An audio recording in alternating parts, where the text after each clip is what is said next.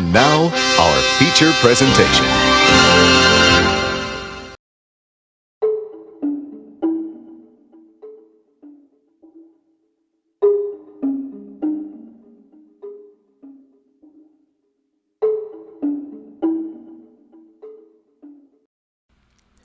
Welcome back, every pony, to Twilight Lost, written by Grantal Silverstreak. Chapter 4. Spike and Starlight meet up at the train station back in Ponyville. Wow, so our trains got here about the same time, Spike said as he saw her. Looks like it, Starlight responded. The two of them headed back to the castle together and talked the entire time about their respective trips. As the two are only a little ways from the castle, they hear the rushing of hoof steps behind them. Like many ponies rushing somewhere. They turn to see Rainbow Dash, Fluttershy, Applejack, Rarity, and Pinkie Pie all rushing to the castle. "Girls, what's wrong?" Starlight said as loud as she could to try and get their attention. It worked, and they stopped, if only for a moment. "We've all been called by the cutie mat," Applejack started. "This has not happened for quite some time, darling," Rarity continued. "Let's go already," Rainbow shouted in a hurry, and rightfully so. The last time was Fluttershy found it hard to finish. Me, right? Starlight already knew the answer. "Let's finish as we head to the castle." "Such a shame, too," Pinkie chimed in. "I had such a great party planned for you, too." The group started to continue to head to the castle when Spike spoke up. "Maybe Twilight knows what's going on?" They arrived and headed directly to the map room. They were shocked at what they saw. "Oh, this is new," came Pinkie Pie. "New doesn't begin to describe this. This is downright odd," Starlight pointed out.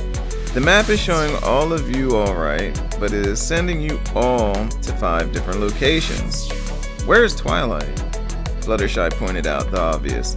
Twilight was not just missing on the map, but she was also not in the room. "That's right. If this is such a big problem that we all are being called, then where is she?" Rainbow restarted the question. "Maybe she is already on her way to her location? I really don't know, but we have to believe she knows what's best, darling," Rarity spoke up. "Also, looking at this, we have our own problems to deal with, Sugar Cube." Applejack took the lead, like she always would when Twilight was absent. "Rainbow, looks like you are headed back to Griffinstone. Rarity is going to Manhattan. Fluttershy is on her way to see Cadance in the Crystal Empire. Pinkie can go with you. That was as she is headed to Yakistan." "Well, that's a first," Pinkie chimed in. "And I'm headed to the Everfree Forest. Only Zecora lives there. What could be the problem there?" "Girls, it might be a bad idea for every pony to go alone," Starlight voiced her concern of solo missions. "Because normally it would always send at least a pair of ponies to a problem. Not any one alone. Other than Pinkie and Fluttershy, who are headed in the same direction, I don't like the idea of any one of you being by yourselves. So let's do this. Spike, you go with Rarity.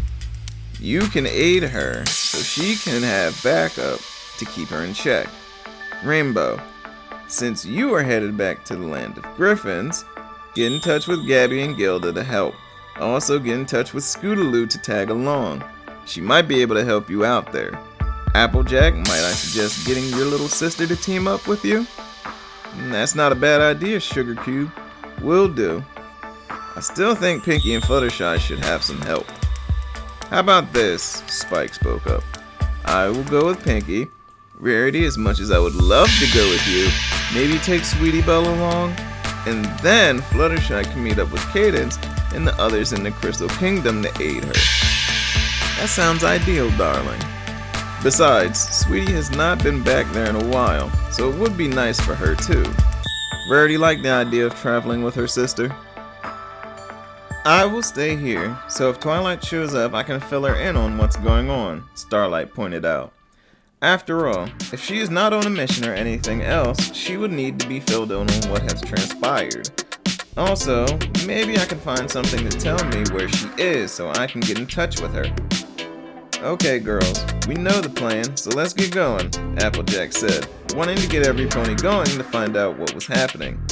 Keep in touch, and if you find out anything, let us make sure we communicate to see if there is some kind of connection between all the problems. As every pony headed to their respective missions, Starlight waved goodbye and headed back into the castle. She headed down the hallways into the library to search for a book. Where is it? I know I saw it here once before. She started picking through book after book, looking for a spell to help find her friend. Spell of communication.